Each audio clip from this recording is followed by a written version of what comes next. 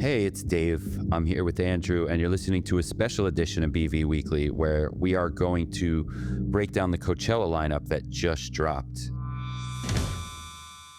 So last night, I was actually already in bed past midnight, and I should have been asleep, but of course I wasn't. And I still had my phone there, and my friend Jeff texted and was like, "Is this real?" And it was the Coachella lineup, which was very unexpected because, first of all, they don't usually drop it after midnight Eastern time. And also, I don't know, we usually know it's last year it came in late November and it's currently September. So yeah, total hit us all by surprise. So then I'm like, such is Brooklyn vegan life, where now I'm like, I guess we got to post this. So I'm like in bed, posting to Instagram, et cetera, et cetera. And also then, like, of course, I want to instantly start looking at the lineup and following the conversation. So yeah, I'm a little tired, but that happened last night. Yeah, Yeah, go ahead. I think it's worth saying that even last year's late November drop was earlier than usual. It had been January for several years in a row. So my wife woke me up in like the middle of the night and she was like, Coachella's lineup is out. And I was like half asleep and I was like, are you like messing with me? So yeah, it was very unexpected. But I do wonder if it has anything to do with Rolling Stone reporting, I think last week, that Sabrina Carpenter and Karol G were set to headline, both of which are true. So maybe they felt like, well, that's a correct leak. Let's get ahead of this and just post. Who knows? Yeah, it definitely seems that way. Although some of the other leaks ended up not being true, although Rolling Stone hadn't validated them, but they also said Kendrick and Dua Lipa. And by they, I'm pretty sure you mean Hits Daily Double, which I think for Rolling Stone to say sources told us, that felt even kind of rare. Like, you're always seeing these like Hits Daily Double type things with these rumors and TMZ, and like sometimes they're not true. But for Rolling Stone to say sources told us this, it felt like, whoa, this feels like a little more trustworthy than some of these other kind of leaks that we've seen. Yeah, there's always this battle in the media every year to see who can scoop the Coachella headliners. This one came early and Rolling Stone got it right. Hits Daily Double did not. Yeah. Yeah. So Coachella, first of all, I think if you're probably listening, you already know this, but it's like maybe the biggest US festival, pop rock festival that kind of begins the festival season every year. It happens over the course of 2 weekends, April 10th and April 17th in the Coachella Valley in California. And so the lineup's here. Let's talk about it. Yeah. So, I mean, getting the Coachella poster and breaking down the headliners, who's headlining, who's in what font size. This is like something that we've done, or that like we meaning just music lovers, music nerds, the music press. We do this every year after year. And a lot of the people who do it are people who have never even been to the festival, including myself up until this past year, where I finally went to Coachella for my first time in 2025. So I have a little bit of a different perspective now than usual because, it's like I remember feeling at the festival, after years of making all these assumptions about the lineup and the order and the direction that it's going in music wise.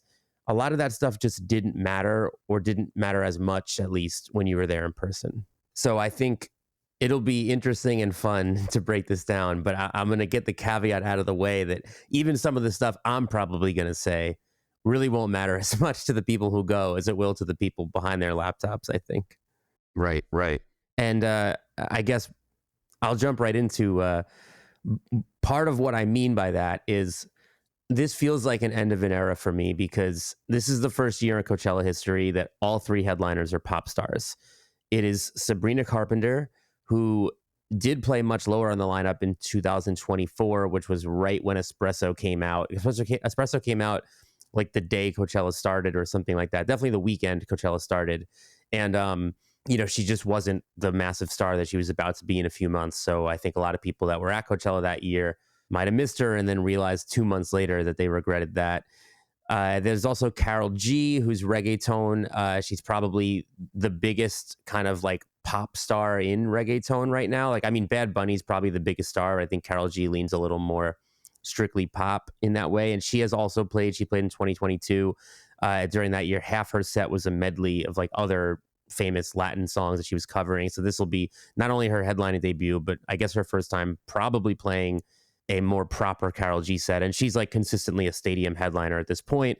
And then the last one is Justin Bieber. And this is where I'm kind of like, to me, this feels like a little bit of a step too far from Coachella's roots. I mean, for me, it feels like a huge step too far. Definitely. It's like, I didn't think we'd see the day when Justin Bieber was in the largest font in the Coachella flyer.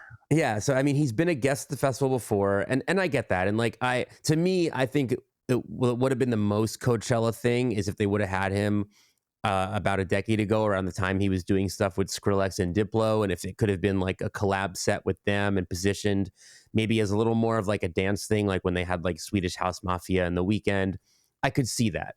Justin Bieber just on his own as a Coachella headliner, it kind of feels like, okay, this is like not a countercultural event anymore. But even that being said, I'm jumping ahead here, but we'll talk about all the much more countercultural music that is still on the lineup. And that is why I kind of gave that caveat of like, look, you could go to this fest and see like Nine Inch Nails, Iggy Pop, and Suicidal Tendencies and skip Justin Bieber's set, and it won't matter to you that he played, you know? So like, I don't want to act like, okay, nail in the coffin, Coachella's over, but I do think doing 3 pop stars as all 3 headliners, it's just an end of an era. I mean, Coachella started as a strictly alternative festival in 1999. And over the years, it expanded its sort of purview and gradually found like creative, usually alternative friendly ways to bring pop in. Like, I think one of the first kind of notable things was they had Madonna in the dance tent in 2006. And like, that's kind of that same thing of like, Madonna has a lot of influence on the world of electronic music. So to bring her in and have her do a dance tent set, it was like, okay, we have Madonna, obviously the biggest pop star like in existence, but it's this like alternative look at Madonna. And then fast forward to 2017, they had their first pop headliner with Lady Gaga, which to my opinion still feels like alternative friendly. The real turning point, Beyonce, aka Beachella in 2018, which felt like the moment where the headliner was actually bigger than the festival. And then ever since Beyonce, they've had a pop headliner each year. And but yeah, now is the first time that just all 3 acts are that. If you look at this poster from afar, where all the other names are hard to read, and you just see those big 3 bold names, you know, it's not your grandpa's Coachella or whatever. Yeah, I was also thinking, well, they obviously know their audience. So the audience is now expecting pop stars as headliners, I guess, the actual audience, not the people talking into mics about the festival. But one thing I was just thinking is they used to sell out all the tickets before they even dropped the lineup. Isn't that true? That happened for Yes, a that while. happened multiple years in a row. And I think they put like early bird tickets on sale that are gone, but there's, I think, another on sale this Friday, right? Yeah. So So yeah. this is kind of a more of a traditional, the lineup dropped, now let's sell tickets. So I can't even say like it used to be like, well, they always deliver, but it doesn't matter who they have because Mhm. people were just buying the tickets on hope that, or just like on reputation of the festival. And so it kind of assumed that the people buying tickets in advance at this point are happy to see pop stars when they get announced. But now I guess it'll be a little bit of a test to see how this sells. No, but I agree with you 100%. Like, I think, like, you know, there's obviously a part of both of us, like, you know, let's not be dishonest, like that we're a little bit like, okay, you know, this is going in a direction that's away from what I like about Coachella. But I don't think, and so like we may say like a couple negative seeming things, but that is not to say that the festival won't be successful. If anything, I could see this being one of their bigger years in more recent memory. I mean, having gone last year, like the headliners were Lady Gaga, Post Malone, and Green Day. And Green Day had not only the smallest headliner set, but a smaller set than Charlie XCX, crowd that wasn't a headliner. So like Right. it's like, yeah, like I felt like the majority of people in attendance would probably rather see Justin Bieber, Sabrina Carpenter, and maybe Karol G than if they were to, like, if they would have just switched and had Nine Inch Nails do a headlining set instead of a direct support. Because I could see, like, it feels classic Coachella to me if they were like Sabrina Carpenter, Nine Inch Nails, Karol G. I'm like, okay, now you're like, that's like what they were doing when they had like Ariana Grande, Rage Against the Machine, and Tame Impala, you know? But they're like, no, Nine Inch Nails is direct support. Sabrina, Justin Bieber, Karol G, those are the headliners. And like, that's probably who's going to have the three biggest sets. Like, I think it's an end of an era for a lot of people, but it's also a smart booking because I think they're listening to who is buying their tickets. So let's not forget, there's also a huge K-pop contingent here and has been for a while. And I know a lot of these names don't mean anything to us. At least that happens every year. I'm like, who is this group that's like second, third from top? And then it's always some huge K-pop artist. Like Big Bang being on the festival this year is a big deal. I barely know who that is, but they're celebrating their 20th anniversary, K-pop group.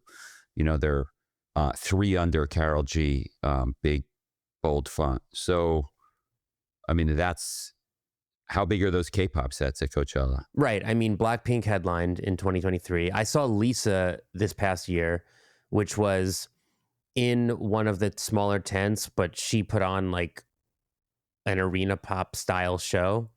So, I mean, fresh off White Lotus. yeah, Lisa, and as well. there were White Lotus actors in the audience, as I later learned, and she gave like a quick shout out to people who were maybe in the crowd that mainly knew her from White Lotus. So that was fun. Yeah, I definitely was like fresh off watching White Lotus and remember thinking, I want to see her live, even though, yeah, I'm over it now. But yeah. Okay. I mean, there's definitely some lip syncing allegations going around for both of the Blackpink artists that played last year. Jennie was the other one. But in any case, yeah, I mean, as always too, like, yeah, like again, to be honest, like there's K-pop names, there's EDM names that just are huge fonts on the poster that like we're just going to be like, I'm actually not fully sure who that is, or I've kind of heard of that or something. And again, like, you know, I think one of the things that I have to say is really, really good about Coachella is there's a lot of stages compared to a lot of other festivals, at least that I've been to. And there's a lot on at once. Like you can just like, when I went this past year, I was with a group of friends. One of them was a big electronic head. I made it a point to see like every punk band on the festival. And we both would come back to our tent at the end of the night and tell each other about drastically different days we both just had. You know, so it's like, I think that's another thing too, is like when you go to a 3-stage festival, there's only really so many variations of like the day you can have. But Coachella is almost like a village where like you could like different people could just have like drastically different experiences on the exact same day. So again, when you see these names that you don't know and you're like, oh, well, there's 20 artists I do know. I'm like, well, that's a weekend's worth of artists. Like yeah. Yeah, definitely. And so let's get into the punk bands you just mentioned. Yeah, that sounds good. So last night, before I was kept up even later to post the Coachella lineup, I was busy posting videos from Turnstile show in Nashville, where we had friends sending clips. And then, sure enough, Turnstile are on this year's Coachella lineup. And I don't know, have they played before? Yes, they've played before, but they're on the top line. That's the big thing. We often talk about who are the token hardcore bands. Turnstile are not that anymore. They've transcended that. They're a big artist playing Coachella. But there are still the token hardcore bands. So let's get into like all the punk bands that are playing. Sure. So I guess I don't know. I'll just like list some off. But Joyce Manor are playing for the second time, same day as Turnstile. Ceremony, which I think also transcend being a token hardcore band, but are also a hardcore band, are there, which is awesome. Drain is there, which that's definitely straight up hardcore. Also worth mentioning, Joyce Manor, Ceremony, Drain, all California bands. So no, I think that's a big part of it for sure. They're always giving those California looks. And before Drain, Scowl had that slot, which fellow Bay Area band with Drain, and Tsunami. Actually, didn't Tsunami play? I don't remember. I'm gonna trust you, but I could look it up. I don't remember. Yeah, so that's like same scene, same Bay Area hardcore scene. One of the best sets I saw this past year was Speed, who are on tour with Turnstile now. They're from Australia. But like, there's just something about seeing this wild hardcore band put on, just get like stage diving and mosh pit. Like the video I took of Speed, like just on my phone, it felt like it like minorly went viral because I think people were just like, whoa, that's happening at Coachella. Like and it was in an indoor stage, which I'm wondering if they're once again going to do most of the punk, at least inside. And even when I went back to some of my friends who didn't see Speed, and I was like, this is what I witnessed today. And they saw the video and were just like, what? So I think Drain is going to have that taken care of in 2026. Yeah, it makes sense. And actually, correction, Tsunami did not play Coachella, although they have also become that kind of token hardcore band that appears on other festivals. So I was kind of getting it confused. But so also there is Glitterer, which is Ned from Title Fight. Title Fight were the first band from the sort of like 2010s kind of like emo revival boom that got a Coachella booking. So I think that's cool to have Ned back. Hot Mulligan are playing, which is really interesting to me because so far everyone we've named I feel has, well, I guess not with the exception of Drain, but like Joyce Manor Ceremony, Turnstile, Glitterer, kind of these bands or at least members of bands that have kind of been around, like they're kind of all veterans in their own right at this point. Does feel like Drain kind of does reach an older crowd, but Hot Mulligan are like this up and coming young emo pop punk band who are like fully the next generation. So I think that's cool, and it'll be interesting to see them. Actually, we are talking 2 days after I saw them on the beach in Asbury Park at See Here Now Festival, where they had a way smaller crowd than Blink-182 and Public Enemy and Lenny Kravitz on the main stage. But I do think, you know, the bookers of these fests, they're booking certain bands like Hot Mulligan, and a lot of these bands we're mentioning for a reason. And like I just looked, yes, Hot Mulligan are this small band, relatively speaking, but they've also been selling out pretty big venues very quickly on this upcoming tour. They have over 1 million Spotify. Oh no, yeah. I mean, they're like the biggest band of like sort of their scene. Like I don't want to say like they're the Title Fight, but you know, like it's like the way that like when Coachella did finally book Title Fight, Joyce Manor and Touche Amore played around that same time. Like Hot Mulligan are the biggest band in like the kind of fifth wave emo thing. So it makes sense, but I just think it's interesting in context of, I'm curious how many Hot Mulligan fans are the type of people to go to Coachella, and how many people that would go to Coachella and don't know them might end up there and love it or hate it. But it's just, it doesn't matter how big you are as a rock band. You can fail horribly at Coachella. Right. Or you can be Speed, where you're like this cult legend thing. Like, right. I mean, like there's the biggest punk band that played this past year was the Misfits, and they were fantastic. They definitely had like a few thousand people watching them. But when you consider the fact that they were on the last set of the night up against Travis Scott, I mean, you know, the Misfits have headlined Riot Fest to probably 10, 20, 30,000. I don't know what the capacity of Riot Fest is, but picture the biggest possible crowd you could have in Douglas Park in Chicago for the Misfits. That happened. And then they were like more or less a small side stage set at Coachella. Right. But to keep going with the new bands, Fleshwater, who we talk a lot about on this show, February, who you probably have more to say about than me. I mean, that's another Girls. interesting one. You Go speak ahead. about token hardcore bands. February have become the token screamo band. And I said this on other episodes that like screamo feels like it's having a moment, and February really feel like the chosen ones. Although they're a rising Las Vegas screamo band. And just to interrupt, Versus Self played this past year. Okay. They were the chosen like TikTok screamo band basically, and I think February are like next up. So this is a good segue because I went to Best Friends Forever in Vegas last year. Was it this year? Last year. And it was Verse Self played that. This year at Best Friends Forever, February are playing. They also happen to be a hometown band for Best Friends Forever, which takes place in Vegas in October. February is also from Vegas? Who's that?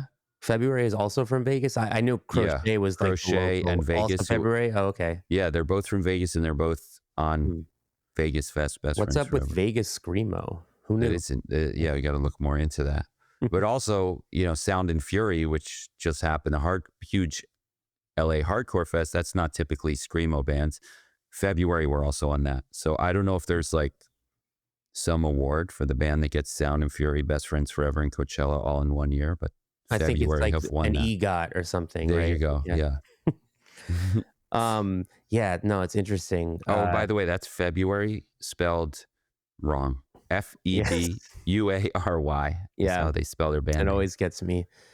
Um, so just to finish listing off the sort of like punk bands, at least the newer punk bands, there's Lambrini Girls, Die Spitz, The Chats, Model Actress, and Eka Vandal. Now, as for some more classic stuff, like I touched on the Misfits, this past year they had the Misfits and Circle Jerks, and it felt like there was an effort to kind of like do this classic Goldenvoice thing. If you're unfamiliar, Goldenvoice, who puts on Coachella, were like way before Coachella existed, they would book these like hardcore shows in the 80s in California, and a lot of the classic hardcore bands from that era have all played Goldenvoice shows. I mean, including definitely Circle Jerks being a California band. And I think the Misfits played one Goldenvoice show when they made it to the West Coast during their initial run. And this year they have what's left of Black Flag, which is Greg Ginn and three members who seem to be roughly 20 years old each, and Suicidal Tendencies. Black Flag's controversial, but it still says Black Flag on the Coachella It says Black flyer. Flag on the Coachella poster. I just want to Yeah. be clear that's who you're Yeah. seeing. And then Suicidal Tendencies, which is going to be sick at Coachella, I think. Assuming for everyone, because like I will say, like, you know, when I saw the Misfits, there was a circle pit, people kicking up dust, and that was like everybody at Coachella that like owns a Bad Brains t-shirt or something. They were all there. Like that was the like it's like with the more sort of pop the pop giants that kind of dominate the day, like because I mean to be fair, like Lady Gaga, like there were a lot of people dressed for Lady Gaga on day one, but day two the most people I saw that were dressed for an artist were Charlie XCX fans, not headliner band Green Day. So a lot of people kind of dress for the headliner at Coachella. That's definitely something there are TikToks about this, like what is your Lady Gaga outfit? It's definitely a thing. Not as much a festival where people wear punk band t-shirts or band t-shirts at all, but everybody who does do that all saw the Misfits. So there was like there was like an sort of outspoken contingency of people who were like, I'm here, I'm at Coachella, and this is the type of music fan that I am, and they're all probably going to see Suicidal Tendencies in 2026. Side note, Misfits, when they first, this is, you know, by the way, he's talking about the classic lineup of Misfits, which reunited a bunch of years ago. At this point, it's like, I don't know if we even have to differentiate it anymore, because I definitely have stopped doing that. But yeah, it's almost like the non-Glenn Danzig Misfits is, I don't even know if it's still a thing. But yeah, when they first reunited and then played a bunch of arenas here, I went to all of them. They played like MSG, they played Newark like a year apart or something. Anyway, Suicidal Tendencies opened one of those, direct support. There you go. Look at that. Yeah. Now, meanwhile, so also probably also worth mentioning is that as far as Goldenvoice revisiting their punk roots goes, in 2024 they did that festival No Values, which had Misfits, had Turnstile, and it was like very much like an outwardly modeled after classic Goldenvoice type things. One Day in Pomona, Iggy Pop played that. Iggy's on this lineup. That's obviously going to be one of the most epic sets at Coachella for those who will care to see him. And I think that's kind of sad, because that's where you're like, Iggy is destined to fail at Coachella, and nobody wants to see Iggy Pop play to like a small crowd. I mean, again, a fail is subjective, I guess. Like I consider the Misfits set to be, it was the smallest set that I've seen them 3 times since Danzig rejoined.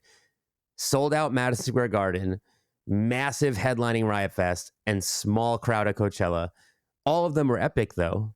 Just had less. I just hope people aren't running with like Iggy Pop played to nobody headlines. I hope Coachella. that doesn't happen. I definitely do. I hope that enough people realize how sick of a live show Iggy Pop still puts on, and they make, like, you know. But who knows? I mean, yeah, I think a lot of stuff also just depends on set times and stuff too. Like Misfits getting that midnight set, like literally seeing them on stage as the clock struck midnight. I mean, perfect. But if Iggy Pop just gets like a 4 p.m. booking and he's up against, like, I don't know, Cat's Eye or whoever, like, yeah, it's probably gonna be, I don't know. He's billed on the third day, 1, 2, 3, 4, 5, 6, 7th. So they're giving him that Okay. respect no matter what. So then he won't be But up against Cat's Eye because they're day no, one. but Um, he's booked, he's listed above FKA Twigs, for instance. yeah, She's gonna have a bigger crowd, but it does feel like a respect booking. yeah, it's a respect Um, thing. but yeah, I mean, it's, who knows? I mean, the Coachella is also a place for discovery.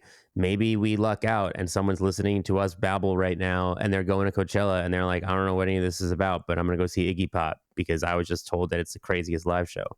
Coachella, So, also known for its special guests and artists joining each other on stage. I realize to be a special guest at Coachella, you don't have to be on the lineup. But no. I'm still looking at like the days and thinking, who like will Iggy Pop come out with Wet Leg? That might be fun. I Or don't know. Justin Bieber. Well, different day. Wet Leg actually listed Hey, two Billy apart Joe for Armstrong Iggy. came out with the Go-Go's the day Green Day didn't play. Okay. So all I'm okay. saying is don't rule out Justin Bieber plays Search and Destroy with Iggy Pop as his headlining set. Just don't rule it out. No longer ruled out. I'm joking. So I think Iggy makes a good bridge from that kind of like very classic capital P punk to there's also some pretty classic post-punk here. David Byrne of Talking Heads and Devo, whose quote final tour just seems to keep going on, which is great because let's not lose Devo. But yeah, I those are also sets I worry about turnout. But I mean, again, you can't go wrong seeing David Byrne and Devo. So I think it's safe to say that the David Byrne set will not feel punk. But it's funny, no, it just came up. Did you see David Byrne was just on Trackstar? He just put out a new solo album, so he's doing all this press. He was on Trackstar. They interviewed him. They actually asked David how he like where he fit into punk, something like that, and he said he was inspired by punk's DIY-ness and that kind of do it yourself, like you don't need to be whatever.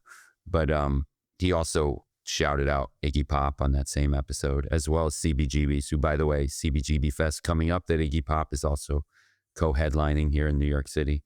Anyway, yeah, I think go it's check that out. It's a good combo, like having Iggy, David Byrne, and Devo on a fest. Like you're definitely catering to a certain type of fan. I'm sure there's going to be a lot of the same people at all three of those sets. Yeah, I mean, But- Devo, you considered one of the first punk bands on Saturday Night Live. There you go. Yeah. But And in that context, I mean, maybe they'll get like a crowd of people who just like only know Whip It and who will be in for a very big surprise. No, actually, that's a good point. Devo, another set destined to maybe not have big crowds. Or maybe be like this sort of like almost novelty thing for like certain people. Sure. Like, because I could see someone being like, oh, the red helmet band that does Whip It. Like, it's like that type of person. I think it's easy to forget because we're just like Devo legends. But like a lot of people are just like Devo's one-hit wonders with funny hats. Oh, yeah. No, I do remember that. I will say. And then meanwhile, also worth noting, I think, that Turnstile play the same day as Blood Orange, who they collaborate a lot. So if you're talking about special guest appearances, I think there's a good chance we get some Dev Hynes Turnstile crossover at one of those sets, if not both. Although we may, as you said last week, see that even much sooner since they're on tour together. They have 2 days together. 2 days Yeah, together. Blood Orange opens 2 nights of Turnstile's tour. So yeah, let's keeping an eye on the Instagrams those nights.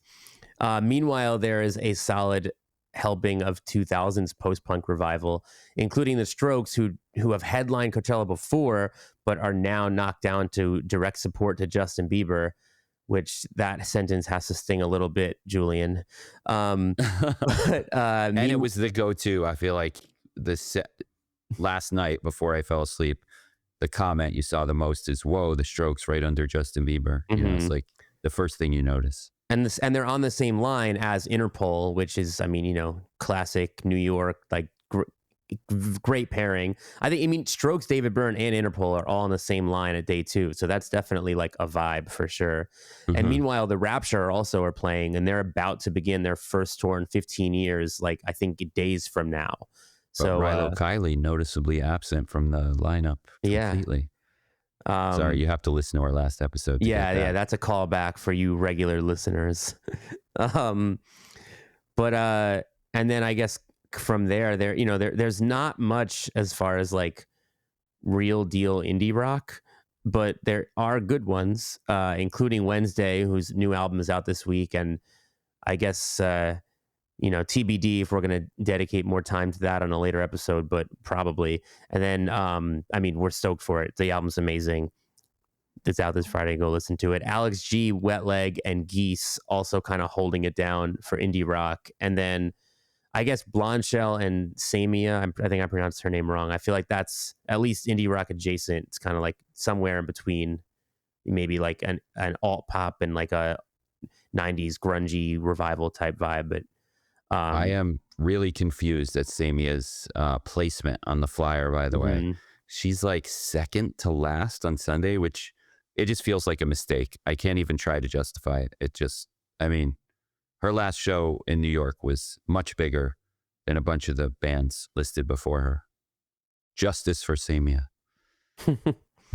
And meanwhile, as far as this, I guess the kind of Coachella, keeping to this type of like more alternative stuff, some really big ones on there is, again, day one, right under Sabrina Carpenter, is the XX and 9 Inch Noise, which I think it's fair to assume 9 Inch Noise is a collaborative set between 9 Inch Nails and Boys Noize, which as we talked about on this show a couple episodes ago, we just saw happen at Madison Square Garden. And I'm thinking, because it's actually billed as a 9 Inch Noise, which is not how the tour is billed, that maybe we're getting a full set like that kind of ravey midsection. And unless it is still sort of a part of it with Boys Noize, part of it without. But I'd be curious to see like if the vibe here is a full hour of like ravey 9 Inch Nails, because that would be very sick in the desert, I think. Yeah, whatever it is, it's going to be amazing. Yeah.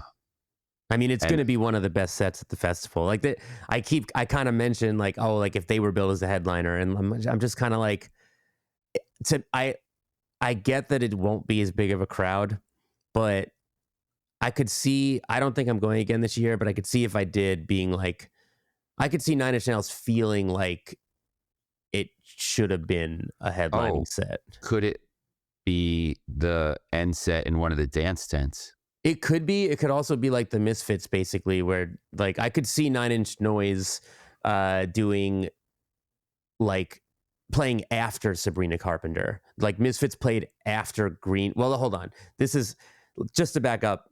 Misfits played after Green Day, who were the headliners, but they were up against Travis Scott, who was like that extra set, which in this year is Anima, who's like an Italian melodic techno DJ. That headlined the Sphere already. Yeah. And it's the same show. Yeah. Yes, it's the world premiere of a new show. Okay. Called Eden. But I would assume, because this is a Sphere headliner artist, that this is like an audiovisual experience type thing. But so like I felt like Misfits and Green Day playing back to back had to be intentional.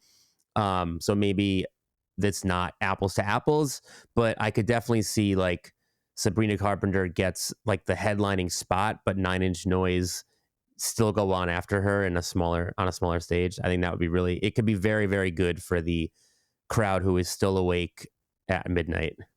After just seeing, like we said, 9 Inch Nails play with Boys Noize collaboratively which is happening on the tour as we speak, the name change 9 Inch Noise makes a lot of sense. But do you think they purposely did that to kind of offset the curse on rock bands at Coachella? Like, is it possible they'll attract more of the dance crowd because of that name? Yeah, I think that's definitely like, I think we're looking at it similarly. Like, I don't know if I'm saying that they're doing that to offset the curse. I almost wonder if they're just doing it because they're like playing to the moment, I guess. Like the same way that, if like a band that has some punky songs and some not punky songs, like Ceremony might play more of a hardcore set at Sound and Fury than they would at, Coachella. Who knows? Right. Or they would play a really hardcore set at Coachella just to fuck with people. Yeah, but they probably play a little of everything. Yeah, probably. But I wonder if Trent is just like, why don't we just, like, we've got this new thing now where we kind of have this like EDM crossover alter ego. What if we bring it to Coachella, where it'll probably actually work really well? And then when they do end up playing their next like Riot Fest or Aftershock type thing, probably do more of like a rock set. You know, it might just be that. Sure. And Meanwhile, so, also worth noting, Boys Noize has his own set on day 2. So he's also doing that. And then right below Sabrina Carpenter, really interesting billing is the XX. It's their first announced show since 2018. They played Panorama Festival, RIP, in New York. So I wonder if just like what is it, 8 years? Wow. I guess just the 8-year wait for the XX gives them a direct support slot. But that was one of the biggest surprises for me looking at the poster, that the XX is billed second above Nine Inch Nails, Nine Inch Noise. That's wild. Some other stuff that stuck out to me, FK Twigs is on the lineup after canceling 2025. Fingers crossed. Leaky Lee, not as rare as XX, but feel like it stands out as cool to me, and they're on the same day, and it's a good pairing. And I just felt like I hadn't seen that name in a while, but then I looked, and she still does play fairly recently. So obviously everybody's talking about Dijon and Oklou, if I'm pronouncing that correctly, Oklou. So those are probably both great albums from this year. Yeah. And like, I know Justin Bieber has like McGee on his album, right? So I'm like, is Dijon going to play with Justin Bieber? I'm looking this up.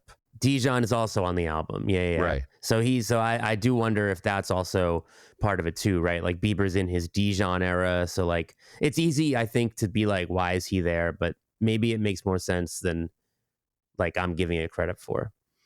Maybe Bieber brings out Frank Ocean. That would be, I mean, I don't know if Frank Ocean's ever stepping foot at Coachella ever again. Somber is there, which is interesting for sure. I mean, I feel like I feel like it remains to be seen, is Somber like the next Punching Bag, or is Somber the next like 1975, like, oh, they're so good that you have to admit it kind of gateway band type thing, if you kind of know what I mean there. Yeah, but actually, I don't even want to talk about that. This is the second episode in a row I said that. But yeah, you just won't talk about Somber. I will talk about Somber, but I'm going to talk about Somber in the context of how big his crowd is going to be at Coachella, because so notably absent from this year's Coachella is Chappell Roan, who probably could have headlined, I think, but last played in 2024, same year Sabrina Carpenter played. Now Sabrina Carpenter is headlining. But the big story of 2024 was how Chappell Roan had the biggest crowd, even though she wasn't at the top of the bill at every festival she played. And Somber could be that, actually. Somber's already on the top line, though. Okay. Like, Chappell Roan was like, she surprised everyone. Somber's already got a top line billing, and I feel like he has existed for a week. Well, they caught it in time. So yes. Yeah, I guess that's, if this poster came out 2 weeks earlier, maybe he wouldn't have been. Yeah, I think so the album release timed with the VMAs win has been like, I'm definitely seeing a lot of who is Somber type opinions like on Twitter and stuff, and so it's like he's reaching people who were not already listening to him, whereas obviously millions of people are already listening to him. To be fair, I know you don't want to talk about Somber. I mean, to me, he strikes me as, what if Cold War Kids was produced like Foster the People? And for what it's worth, Foster the People are on day one. So I wonder if there's like I don't know, if like is like the sound of that era like mainstream indie making a comeback, with Somber popping off and Foster the People being on Coachella years after they feel relevant. Who knows? But I'll stop talking about Somber for your sake. Thank you. Addison Rae also stood out to me. She was a guest last year, I think maybe at 2 sets. I think she was a guest with A.G. Cook and with Charlie XCX on separate weekends. Fact check that, though, if you're listening. And she's also top line the same day as Somber and Justin Bieber and The Strokes. She has definitely made the successful transition from like TikTok star that screams on a Charlie XCX song to full-blown pop star. I won't be surprised if she's headlining one day. Don't forget Nina Geraci which is an album that came out about a month ago. And she has seriously been rising very, very fast since that happened. With We Just Noticed, she's touring now, sold out Market Hotel here, and another dance artist. So definitely one worth watching and checking out. I honestly, when you showed me, because you just told me about her, and when I listened, I was like, oh, I saw Bob Moses at like the crazy, colorful Coachella installation-y dance stage. I forget the name. And my first thought was like, I would see this in that same place I saw Bob Moses a few months ago at Coachella, and maybe she'll play there. Oh, yeah. Meanwhile, I feel like we should address the Radiohead thing. So they are billed at the very bottom of the poster, below the Anima, the Italian DJ set, which, I'll just be honest, is one of the names I had to Google. And clearly he's popular. Billed as the bunker debut of Radiohead Kid A, Amnesia. We're assuming it is the physical installation version of the thing that was originally supposed to be a physical installation, but wasn't because of COVID and then became a video game. I think the question, though, is Radiohead even going to be there? Are they performing in any capacity? They did just announce their first shows in 7 years, which take place in Europe this fall. I mean, Radiohead is a band that's headlined Coachella, I think, twice. That feels like, to me, like I group classic Coachella with Radiohead. I think I have like maybe like DVD footage of their headlining set from like somewhere in the Hail to the Thief era or something like that. But anyway, like I think that's interesting just to see their name at all, and I'm really curious. I'm assuming it's an installation, but I don't think we can rule out some type of performance. I also don't think we can confirm that is even close to possible. Yeah, or it could just be that they're planting the seed for 2027 with this year. But it makes sense that when you read the history of this installation, that for years they have yet to be able to put together, that Coachella was probably like, we'll make this happen, putting it in what they're calling the bunker. And there are like some secret sets at Coachella. Like, I'm like, does Tom York do a DJ set maybe? Like, is that what happens? Tom York out with Bieber? I mean, I'm not ruling anything out. Moby is also playing this year's fest. Is he for the rock people, for the EDM people, for neither? Who's checking out Moby? Good question. Creepy Nuts are on the lineup. Yeah, that one stuck right out to me. I know nothing about them. Also, I did want to give a shout out to Bob Baker Marionettes, which is not an ironically named band, but actually puppets. Bob Baker Marionettes, like a classic LA theater. Well, actually, I think it moved locations a few years ago, but it's like Bob Baker famously made this children's theater with his puppets who have appeared in movies, as you would not be surprised with its LA location. And yeah, it's like a thing in LA. I don't know too much about it, but there are puppets on the lineup. And I guess Bob Baker Marionettes, this is not its first like rock and roll crossover. I just noticed that the Beths actually did a record release show like in the Bob Baker Marionette Theater like a week ago, which is nice. Otherwise like, kids shows. Right. Yeah, I mean, I feel like there's always those, like Yo Gabba Gabba played last year. So I feel like, I know it's not exactly apples to apples, but there's always like those kind of like unique things. Yeah. Now, there's also, I feel like, I can't believe it took us this long to get here, but like there's pretty good hip hop representation, which is, I mean, similar to pop. Coachella sort of embracing hip hop has been a gradual thing, but at this point, not normal for them, obviously.